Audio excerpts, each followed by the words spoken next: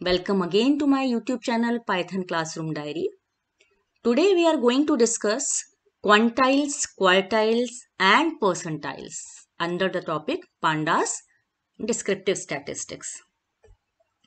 So what is quartile? Quartile means it is made up of quarters. Quarter क्या होता है? किसी भी होल पार्ट का 1/4 पार्ट इज कॉल्ड क्वार्टर. ठीक है, आप अपनी फीस भी भरते हैं तो क्वार्टरली भरते हैं. ठीक, या एक रोटी आपने होल मान लिया तो उसके जब आप 4 पार्ट्स करेंगे तो उसका एक पार्ट एक क्वार्टर कहलाएगा. क्लियर? तो यहां पर टर्म है क्वार्टाइल, क्वांटाइल एंड परसेंटाइल. इन तीनों में क्या डिफरेंस है, पहले हम इस एग्जांपल से समझते हैं. यहां आप देखेंगे मैंने लिखा हुआ है 0 quartile equal to 0 quantile. 1 quartile equal to 0.25 quantile. इसका क्या मतलब हुआ? क्वार्टर तो 4 ही होते हैं. यदि हम कहेंगे फर्स्ट क्वार्टर है यानी फर्स्ट क्वार्टाइल है तो हम कह सकते हैं क्वांटाइल कितना हुआ इसका 0.25% भाग. Then second quartile is 0.25 quantile. Second quartile means what? 2 quarter मिला के, यानी 1/4 इक्वल टू 1/2 हो गया. तो मिड पॉइंट कौन सा हुआ? 0.5. यदि हम पूरे क्वांटाइल को 1 मान ले तो उसमें से 0.25 जो पार्ट हुआ वो 1 क्वांटाइल हुआ, फर्स्ट क्वार्टाइल. और 0.5 जो हुआ वो सेकेंड क्वार्टाइल हुआ. 0.75 quantile is equal to third quartile and 1 quantile is equal to fourth quartile. ठीक, तो इसी तरीके से जब हम परसेंटाइल की बात करते हैं तो परसेंटाइल क्या हुआ? 25%. ये हो गया हमारा 50, 75 एंड 100. ठीक, now what is quartile? Quartiles in statistics are values that divide your data into quarters. यहाँ पर हमारे पास कोई एक सिंगल चीज नहीं है, हमारे पास यहाँ पर सिंगल थिंग के फॉर्म में क्या है? Data set. तो मान लीजिए हमारे पास सीरीज ऑफ नंबर्स हैं जो ए से स्टार्ट होके बी पर एंड होती है. That means A is minimum part, minimum value and B is maximum value. A से स्टार्ट होके बी पे एंड हो रहा है. तो फर्स्ट पॉइंट जो हमारा करने का होगा वो क्या होगा? हमें इसको बीच में से डिवाइड करना होगा. ठीक, बीच में से डिवाइड करने के लिए हमने क्या किया? ए से बी के बीच का जो पॉइंट है इसको हमने नाम दे दिया सी. क्लियर? यानी इसका ये मिड पॉइंट निकल आया. नेक्स्ट स्टेप क्या होगा? ए, हमने सी पॉइंट को मार्क किया था, अब ए से लेके सी के बीच का एक पॉइंट निकाला और इसी तरीके से सी से लेके बी के बीच का भी एक पॉइंट निकाला. ठीक, तो आप यहां पर देख सकते हैं कि कितने पार्ट्स मिल गए हमें.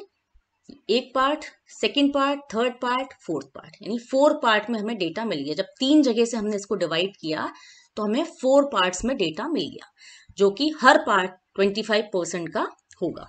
ठीक, नाउ ये जो 3 पॉइंट्स थे जहां से हमने डेटा को डिवाइड किया था, दीज आर कॉल्ड क्वार्टाइल. तो जो फर्स्ट है इसको हम Q1 बोलेंगे, जो सेकंड यानी मिड पॉइंट है इसको हम Q2 बोलेंगे और जो 75 पोजीशन पर होगा उसे हम बोल रहे हैं Q3. क्लियर?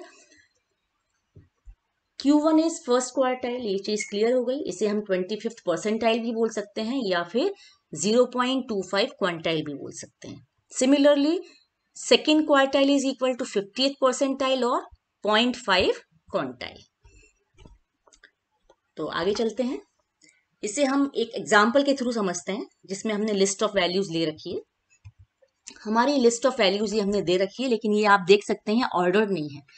ये जो नंबर्स हैं वो सीक्वेंस में नहीं है. तो जो हमारा फर्स्ट स्टेप होगा इसको हमें सीक्वेंस में करना होगा, उसके बाद हम इसका डिवाइड करना स्टार्ट करेंगे. तो स्टार्ट करते हैं असेंडिंग ऑर्डर में करना. तो सबसे पहले हम जो सबसे स्मॉलेस्ट नंबर है वो फाइंड आउट करते हैं. It is 33. तो हमने यहाँ 33 लिख लिया. Second smallest number is 41, then 42, then next number is 48. 48 हमारे यहाँ पर 2 बार आ रहे हैं तो दोनों बार लिख लेंगे. Now 52, then 54, then 55, and 59, then 60, then 61, 70, sorry 62 हमारा मिस हो गया, 62 कहाँ है, 62, then 70, then 72 and 76। इस ऑर्डर में हमने सारे नंबर्स लिख लिए।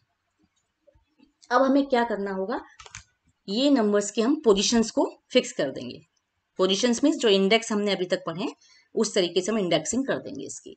तो हमने पोजीशंस लिख ली, ये सारे नंबर्स को लिखे, इनकी पोजीशंस लिख ली 1 2 3 4 से लेके 15, that means total 15 numbers are there. अब हमें क्या करना है, क्वांटाइल निकालने के लिए जो हमारे पास शॉर्टेस्ट मेथड है दैट इज थ्रू फॉर्मूला। तो ये फॉर्मूला कैसे निकालेंगे, formula is Q equal to, Q means जो भी हमें क्वांटाइल निकालना है वो हम Q में लिखेंगे। Q मतलब Q1 हो सकता है, Q2 हो सकता है, Q3 हो सकता है, that is Q। Then n-1, n क्या है हमारे पास, नंबर ऑफ टर्म्स, और QP क्या है, क्वांटाइल परसेंटेज। तो QP मीन्स क्वांटाइल परसेंटेज और n is total number of terms और एलिमेंट्स, दैट इज 15। तो ये सबसे पहले हमें क्या फाइंड आउट करना है, Q1। तो Q1 मतलब 25th परसेंटाइल या फिर 0.25 क्वांटाइल।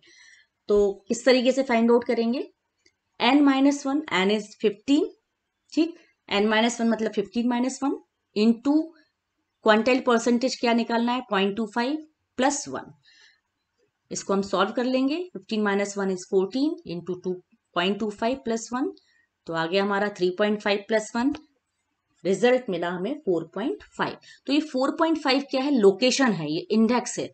तो हमारे पास 4.5 इंडेक्स तो कहीं भी नहीं है, दैट मीन्स हम यह देख सकते हैं 4 इंडेक्स ये है और 4.5 मतलब 4 और 5 के बीच में यहाँ पर कहीं ये 4.5 आना चाहिए, लेकिन हमें चाहिए एग्जैक्ट वैल्यू। ठीक, हम इस तरह से दो वैल्यू में से कैसे निकालेंगे, तो उसके लिए भी हमारे पास एक तरीका है।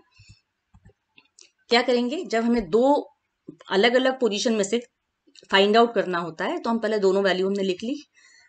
यहाँ पर दोनों ही वैल्यू 48 है इसलिए हमने 48 लिख लिया। नाउ फॉर्मूला इज, जो फर्स्ट वैल्यू मिली है यानी एलिमेंट एट फोर्थ लोकेशन वो हम लिख लेंगे, देन फ्रैक्शनल पार्ट लिखेंगे। फ्रैक्शनल पार्ट मीन्स यहाँ पर क्या मिला है हमें 0.5, तो यहाँ 0.5 लिख लेंगे। Then element at fifth minus element at fourth, जिन दो वैल्यू के बीच में हमें एग्जैक्ट वैल्यू निकालनी है उसमें से जो बड़ी वैल्यू वो पहले आएगी और छोटी वैल्यू बाद में आएगी। तो लिख लेते हैं यहाँ पर 48 प्लस 0.5, 48 माइनस 48, क्योंकि यहाँ पर दोनों सेम है तो हमें डिफरेंस समझ में नहीं आ रहा, लेकिन फिफ्थ पोजीशन पे एलिमेंट जो होगा वो पहले लिखा जाएगा। क्यों, क्योंकि हम जब इसको असेंडिंग ऑर्डर में लिखते हैं तो हमें पता है कि जो लास्ट नेक्स्ट एलिमेंट है यानी फोर्थ के आगे वाला एलिमेंट जो होगा वो बड़ा होगा।